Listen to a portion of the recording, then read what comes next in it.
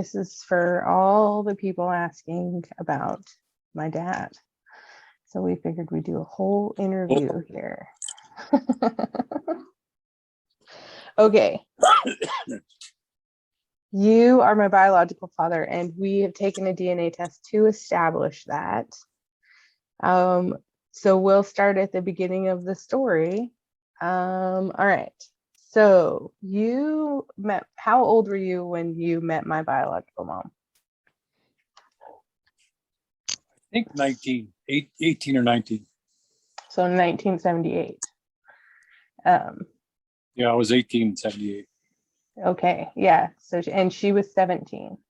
And what was your life like back then? Oh, it was pretty chaotic. Yeah, were you living on your own or were you living with family? Yeah, I was living with my cousin in Van Nuys. And that's actually how you met my mom, right? Because Correct. they were hanging out, or Yes. they had friends or something and were hanging out. So. Yeah. So you're 18, you're living with your cousin, you got your own place in Van Nuys, you meet this woman, and do you like just fall head over heels for her, or like was it just a No, budding not really. romance? It was just kind of like, hi, how are you, kind of thing. What do you remember the most about her? She was very, I don't know. That's a tough one. I don't remember much, but She's pretty charismatic and engaging when she wants to be, especially when she wants to sing. yeah. It was kind of like I only saw her when, like, she called me or she came over. So it was a relationship that wasn't like you guys weren't super tight. You just kind of booty calls, if you would. Okay. Yeah. And how long did you guys have a relationship? I don't think that long. Maybe 2 months, 3 months tops. And we're not using protection. It only takes once. It was the 70s. It's true. It's true. Okay, so you guys break up after a couple of months. What does the breakup look like? Like, how do you guys break up? She called me up, said her brother was beating her up. I went over to her house. This is just what I remember. I went over to her house to intervene, I guess. And then she met me outside and said, hey, don't come in. Don't want you here. Just go away. Never want to see you again. That was pretty much what I remember. And did you feel like she was like a little maybe off the deep end and you were glad to be rid of her, or were you sad about it, or like how did you feel about that? Well, to be honest, I don't remember that much, but so not important. I was probably, sad about it. But, my life back then was very chaotic anyway. So it was. I mean, well, hers was too, because the last time you guys saw each other, she was in a fight and she was bleeding. Correct. And you went to save her and she said, go away. I hate you. I never want to see you again. Yeah, pretty much. Yeah. All right. So, and you, how long after you break up with Julie do you meet your current wife? I think it was like 1981. So a couple of years. Yeah, because we got married in 81. We met in 81 and got married in 81. Yeah. Okay. And you have 2 kids together and you are married for 41 years? Yeah, 40? something like that. Yeah, a lot of years. Whatever that is, yeah. Yeah, a lot of years. And you don't really think too much about Julie, but about a year after you break up with her, you get a letter in the mail? Like, how do you get contacted? I don't remember. Honestly, it was either in the mail or I got a subpoena. They dropped it off because I lived in the same place. Okay. So and then I went to the courthouse. They said, show up on this date, go to this room number, whatever it was. So I go there and I wait, standing there, and some lady says, hey, come in. Is your name blah, blah, blah. And I'm like, yeah. She said, do you know this person? I said, yeah. And she said, well, you could possibly be the father. And I'm like, well, first time hearing about it. And then she said, fill out this paper. And it was just one piece of paper that I remember on both sides. So I filled it out and they said, well, if you're the father, then we'll contact you. And then never heard anything after that. And this is in 1980, right? Yeah. 1981. This It is was right 80. before you. Is it No, before or after you meet your wife? No, it was before. Okay, so we'll say 1980. Yeah. So I was born. I'm alive at this point. I was born in 79. So I'm at least. We'll say. Do you remember anything about like what time of year it was, or about how long it had been since the last time you saw Julie? It was a long time. It was, I mean, it's 18. I was 18, 19. It seemed to be a long time, maybe a year. Okay. So maybe longer is what because I remember after I got the letter that I think I went to her house and she wasn't there. I think that's, I think I did that. I mean, I kind of remember that, but it's not, memories are funny like that. Yeah. Yeah. But that's what I kind of remember. I kind of remember going by and yeah, I'm pretty sure. Right. Yeah. So you're a single guy, you get called into the courthouse and they say you might have a kid, sign this paperwork, and you left. You assumed that you would probably be paying child support or something like that. Somebody for a while was going to get a hold of you, and then you just kind of forgot about it and moved on with your life, right? You didn't really, or was it something? Just never heard anything again. It was just like a, black hole. And was it something that you ever really thought about throughout your life? Well, yeah. I mean, you know what I mean? It was, do I really have a kid out there? Don't I have a kid out there? Is it a boy? Is it a girl? Is it okay? Is it not okay? Is it still alive? I mean, you know what I mean? All these, not often, but, every once in a while you just, you remember stuff, you know what I'm saying? Yeah. Those moments, I have them often. Yeah. So it was kind of like that, you know what I mean? So you meet your wife, you're married for a long time, you raise kids of your own, you move on with your life. After your kids are grown, you end up adopting your niece. You're moving into retirement age, and I decide to take a DNA test, and I matched with your uncle, who is your father's twin brother. Correct. And my search angel we find you all online, and we're all looking at you like detectives, going through all your posts and social media. And my search angel, she's amazing. She can dig up anything anywhere, and so she's sending me everybody's Twitter and Facebook, and like if you ever posted anything online, my search angel found it and she sent it to me, and we discussed it, and we decided together that reaching out to you directly might not be the best idea, because we had heard through your family that you had a really solid marriage and that you had kids, and that it would do a lot of damage. So we decided to reach out to you through your sisters, because after going through everybody's online posts, we decided that maybe they were the most open-minded. One sister in particular, is she older or younger than you? Younger. And I'm the second oldest. So okay. All right. So we get a hold of your younger sister, and she's not impressed, we'll say. We'll say she's a bit of a paranoid woman. I mean, mental illness runs in our family. In fact, it's rampant. Yeah, there's quite a few tragic stories in our lineage of mental health, and that combined with the fact that you're such a solid guy, that there's no way that you could have a child as far as your sister is concerned. And so she just doesn't believe that it's real. She thinks that I'm lying to her, and she dismisses it for a couple weeks, and my search angel is dogged in contacting her. until finally she gets frustrated and reaches out to the youngest of your sisters, right? Correct. And she says, "You've got to tell Paul." So what happens when your sisters come to you and they say, "Hey, this crazy lady's been trying to get a hold of you"?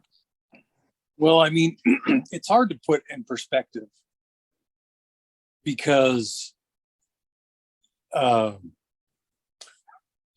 life is very, it's not chaotic, but there's a lot of moving pieces, I guess.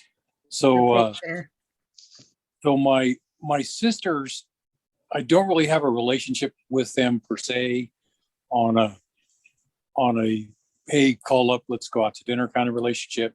It's more like, once in a while we'll communicate. And there's a lot of things in the past that have gone on that are not very healthy. lots of water under the bridge. Yeah, so I So don't you really. guys, on top of not talking, your sister is she's avid in the belief that there's no way that of all the people in the family, you could have a secret love child that nobody knows about. Exactly. And the hardest part of the conversation, which she was, I mean, I don't even know how to explain it because it's not, it's not a normal conversation by any means. But basically, she's yelling at me, telling me that. Stella, stop. Okay, I'm sorry. she's basically yelling at me at the top of her voice, telling me that there's no way that I could have a kid before I got married. She doesn't even care what you have to say. Correct. The conversation goes into depth of rage and outrage and accusatory behavior on your part that there's absolutely no possible way that I could ever have a kid like that. And after like 20 minutes of her going on and on and on, I asked her, I said, well, give me her information. And she says, well, I'm not going to give you the information because, that's kind of like our relationship. And so eventually she ends up giving me your information. And I'm like, I'm not apprehensive per se. And I'm not really surprised because. Are you nervous? I'm more. I'm not. I don't know if I was Yeah, I was probably nervous, but I don't think I was more. I was. I don't know. I wasn't scared, or I wasn't. You know what I mean? Afraid of the outcome. I guess. You know what I mean? It was more of a. Wow, that's pretty amazing. You know what I mean? Just the whole story, and then, but to put things in. You're the only one that thinks this is amazing in your family, though. Honestly, right? Like, there's other. I don't know because nobody talks about it. You know what I mean? This is, the communication on the level of communicating with my family. I mean, these are all. My kids are 34 and 36 or 34 and 38, or I don't even know.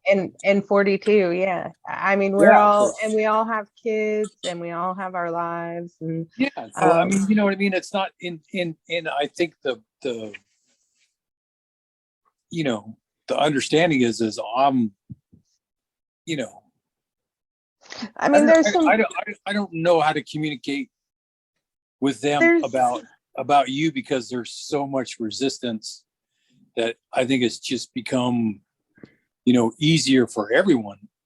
You know what I mean? Except for you and me that realize that, you're a human being, because now, if they don't really communicate or understand or with you, then you're not a real person. You're just, somebody on the other end of the phone. But, I mean, the dramatic part of all that is, you have all this stuff on social media which is, to say the least, is Intimidating.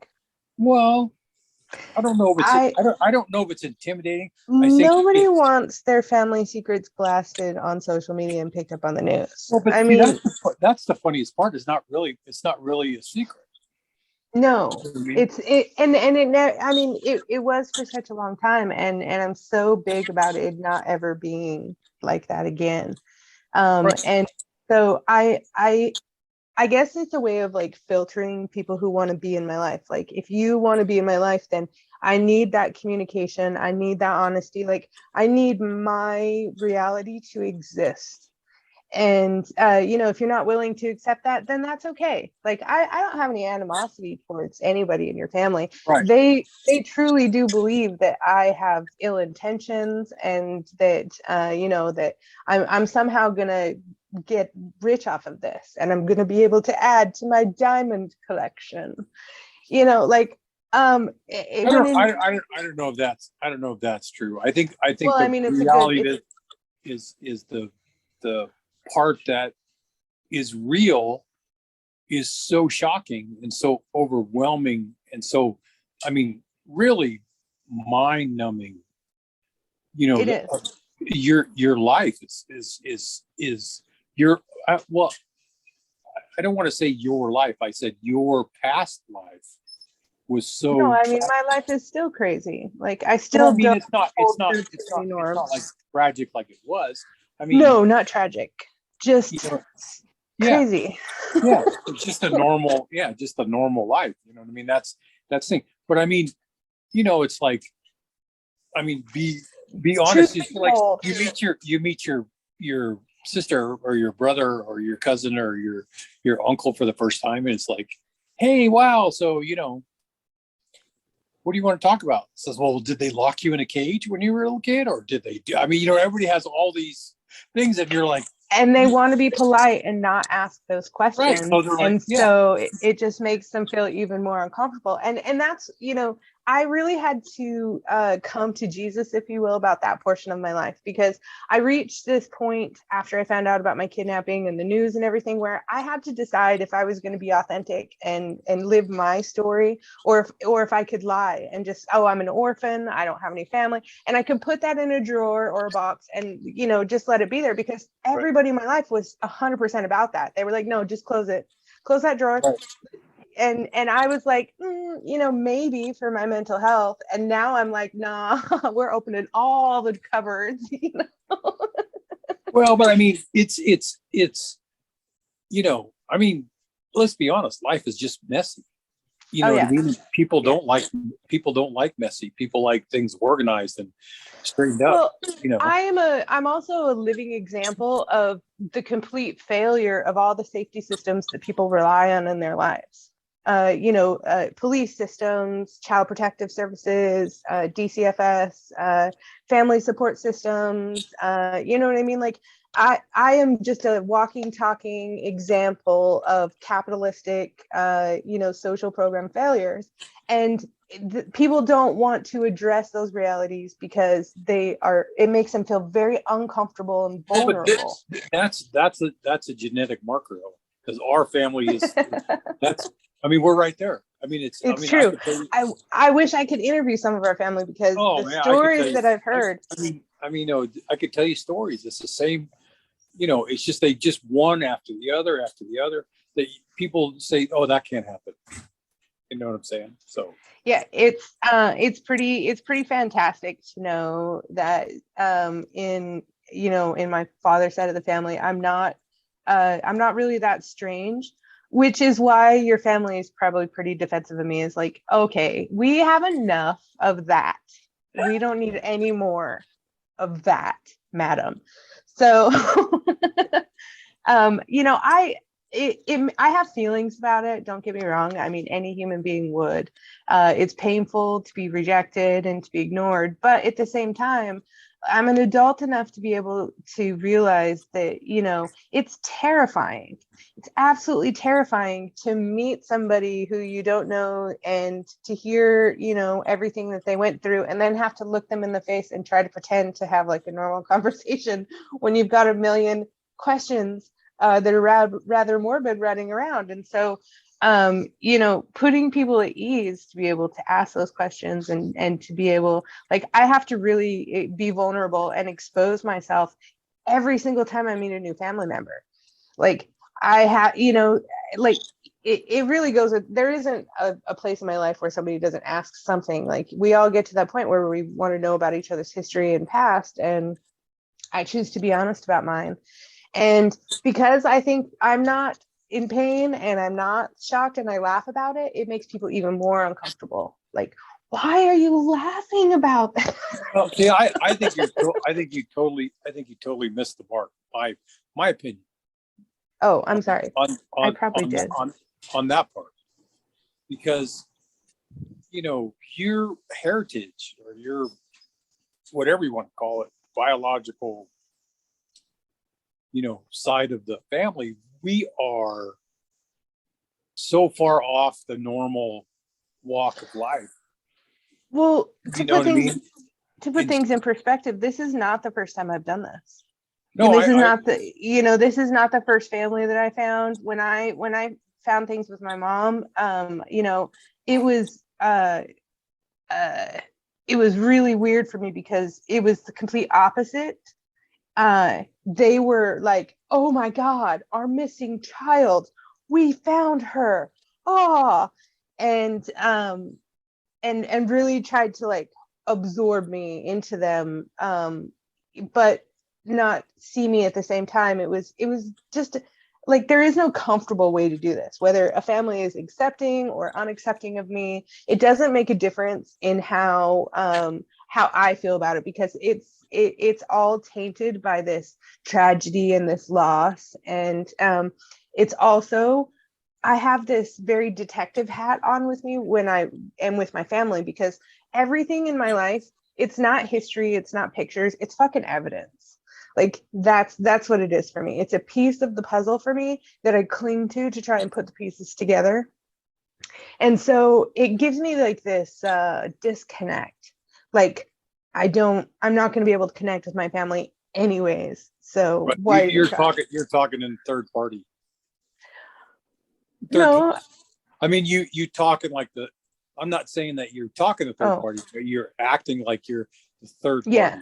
Like, yeah. Like, so how is Shawnee this, or you know what I mean? So I understand that, but it's not that, you know what I mean? I mean, we've talked about this before. Your inherent way to deal with, things in your life are by far in your genetics. You know what I mean? Agree. How you respond and how you react to stimulus or whatever you want to call it, or tragedy or whatever that is. You know what I mean? It becomes a different thought process and things. So I am like a cross between a shark and a panda bear. Like, that for real. You are like the most stable, I don't know what you were like with your kids. I would imagine that you're probably like a dad's dad. You know what I mean? no, I don't know. We all make mistakes. I mean, we all do things. What I mean is like you taught your kids how to change tires, you taught your kids how to drive, you guys went on vacation, you guys, it was, what I mean? I was a brutal father. I mean, because the world is tough. You know what I mean? I wanted to make sure my kids were tough. And I told them, I said, I want you to survive. I want you to thrive in a world that is not nice. Having met me now, do you have any regret about that? Knowing that your children were just naturally genetically gifted to be able to handle any situation thrown at them? No, because I can't think of things that way. I can't. If I go down the path of shoulda, coulda, woulda, I mean, I'd become a total basket case, because all I would have was be thoughts of I should have done this, or I could have done that, or I should. So I've always raised myself and my kids. I mean, I was 21 when I got married. You know what I mean? And you were on your own pretty much a lot before that. You have a lot of siblings, big family. Yeah. And you know what I mean? So I was just a kid. And that's what I mean. I had conversations with my kids. I told them, I said, look, I was just a kid trying to figure out how to raise kids. You know what I mean? I said, I didn't know. I didn't have really good teachers. I had, you know what I mean? Just, went through life and knew that I didn't want them to live the way I lived. Well, I mean, and you had a lot of just basic struggles in your life. You know what I mean? Yeah. Like you just what did you do for work? What was your career Went to choice? construction. I was a You, laborer, you did that for how long? long time. Forever, right? You just retired? Yeah. Well, I got hurt, and then I've been out of work probably like 5 years.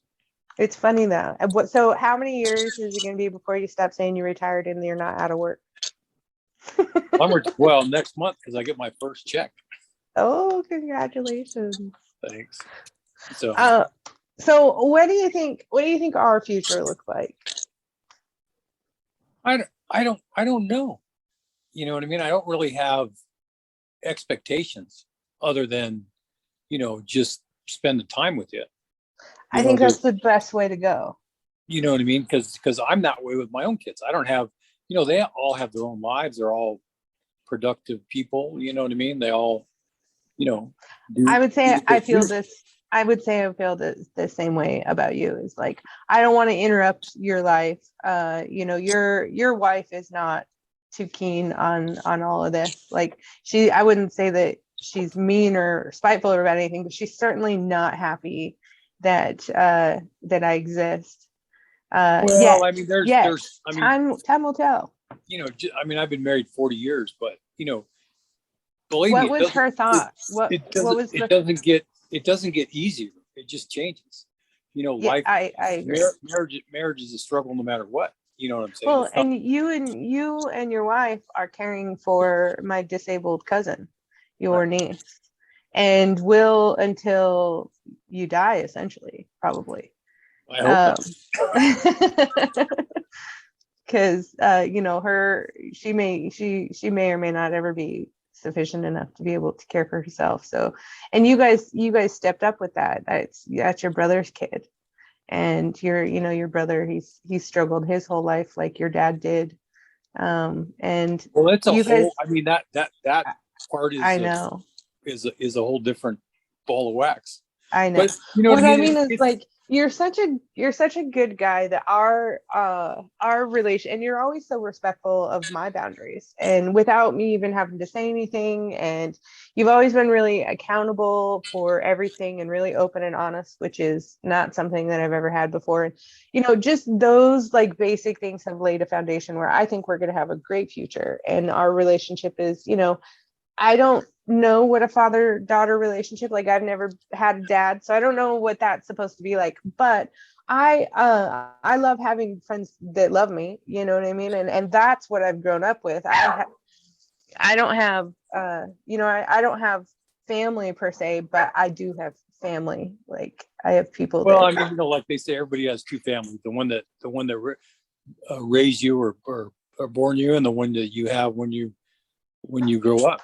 You know what I mean? And hopefully I could be part of both those families. I mean, I missed the first part.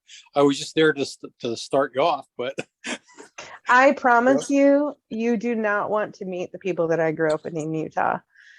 Like when I go back there, they make me embarrassed of all of the choices that I made. Like I love them. Don't get me wrong. I do.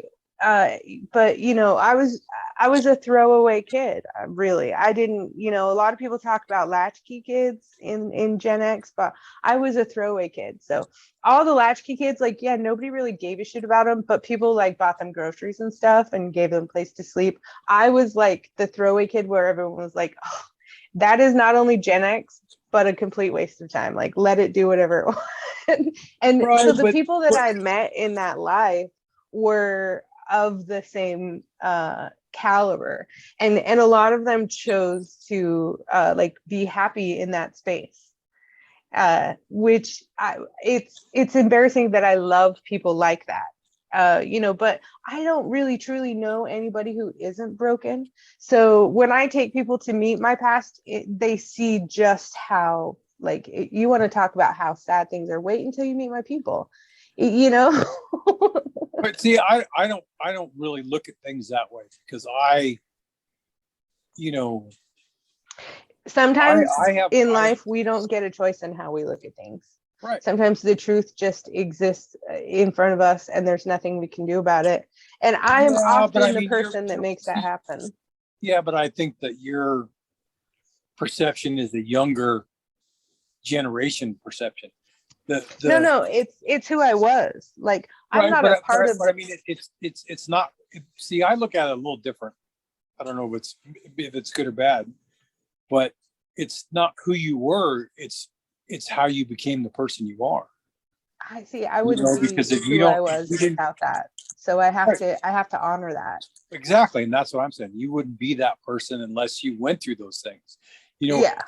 you know what I mean. To have that, to have that perception of other things. It's like, you know, when you're driving down the road and you look over and you could see this guy and you say, that guy is drunk. Look at the way he's driving. It's like in the curb and sliding over there, and I'm going to get away from him. Or the other aspect is you want to protect yourself and get away from him. But then there are the other part of the people that say, hey, I want to get in front of him so the guy runs into me so I can get a good insurance settlement. You know what I mean? So, I mean, there's that extremes that are out there in the world, you know? I don't disagree with you at all. And and a lot, when people look at me, they assume that, like, that I'm a good person. And I'm not that I'm not, because I am. I choose to live my life as a good person. But there were times in my life that I wasn't. And it wasn't because I was choosing to be a bad person. It's because I just didn't really honestly know any better. Nobody had taught me or told me, those things are not good ways of living or good ways of doing things. And I am a perfectionist. And so when I am bad, I'm really, really bad. And I'm just try to be the best at everything that I do, no matter how shit it is. Exactly. um, so for me, going back to my past, it triggers a lot of embarrassment and shame about the choices that I made when I was going through those times in my life, because those people, even though I love them, like they have seen me at my ugliest. And so they don't necessarily believe that I have the capacity to change and be the compassionate, contributing person that I am. So when I go around them, they're like, no, this is that's not you, be you. Show me the real you. And there are those people that can draw that out of me no matter how long I am away from all of that stuff, because it is pieces of me. It's building blocks, foundations of who I am. So I just have learned to be cautious about my relationships, and the older I get, the less cautious I am and the more quick I am to just be like, not worth my time. I'm not going to pick that lock. Yeah, I mean, it's the, the thing of is, as long as you can wake up in the morning, look yourself in the mirror and say, I'm doing a good job. You know what I mean? When you wake up and you look at yourself and you say, crap, that was really stupid drinking the fifth of vodka. You know what I mean? And running into the telephone pole with my friend's car. You know what I'm saying? I mean, everybody has those days, but I mean, if you try to get up I have to say, for me, the only thing that kept me away from those telephone poles was my kids. I didn't want to be embarrassed. I didn't, I've always been an observer of families because I don't have one myself. I avidly watch people and with their families, like women watch crime shows. I am just enthralled by how people interact within their family units. And so often I see no communication between people because of shame. That seems to be like the number one thing that keeps people from being able to communicate with each other. Somebody does something that is embarrassing or that is bad that they refuse to be accountable for, and the other person has to set those boundaries to be able to say, if you honor me and you love me, then you have to be accountable. And then it just creates like these family feuds and stuff like that. So like raising my kids, I didn't ever want to be like, oh, we're not going to talk about that because, I don't want that moment to exist anymore. And it kept me away from a lot of things. Don't get me wrong, I still have to be accountable. I've done some fucked up shit. I married a racist. I fucking, like really fucked up shit. So like I didn't avoid all of that, but it definitely kept me out of where I came from. Like it gave me the motivation to be better. And I think that's genetics. Yeah, I agree. But I mean, the thing of it is, everybody talks about, oh, life is so this or life is so that. And you know what I mean? That poor kid never stood a chance, or this person is such a wonderful person. I mean, for example, the biggest thing is like, look at the most famous family in my generation, and what a lie and fabrication that whole thing was Bill Cosby. You know what I mean? Oh. I mean that. Be careful because he was released from prison recently. I know, but that's what I'm saying. Well, you can edit that part out for whatever. But I'm just saying the if you could just get up and do your best, that's all you can do. It's I mean, we don't get to choose where we come from, and that's well said. I'm glad that we got to meet. I'm sad that your family isn't keen on the idea, but at the same time, I'm not sorry. Like if they watch this, I think time will change things. I mean, that's what I was gonna say. Like the thing is though, and this is what I advice that I give to my kids too. You can wait to come to somebody's table and to to meet them and have a meal with them and to put yourself out there. But if you wait too long, there's always the possibility that there's not going to be anybody at that table anymore. And you can only expect people to wait so long. And I am a human being and I do have feelings, and while I'm understanding, in 10 years, if my brother or sister comes to me and is like, I'm ready to meet now, I don't know that I'm going to be like, yay. So yeah, no, I get that. It's strange. Well, I think you know what I mean. It's everybody has their own way of dealing with things, and some people are just like I can't deal with it at all. I'm not going to deal with it at all. Yeah, you know what I mean. I have family members that you talk to for months on end and work things out and everything's thing, and then the next thing you know, they're working or they have other plans, and I can't talk about it anymore. And then that's it. You never hear from them again. To live, like to take care of ourselves and to just support ourselves and our own responsibilities is such a difficult thing. And I get that, and I don't. I personally don't harbor any ill will or anything towards the family. Like I don't sit up at night and think, oh, those motherfuckers. But I have cried about it. I mean, what fucking human being wouldn't? Yeah. No, I I mean, it's just the part. It's the part of every person who's a little kid. You know what I mean? I feel the same way about it with you. It's like, but I think, like my daughter said, she says, Dad, you've always had a big life.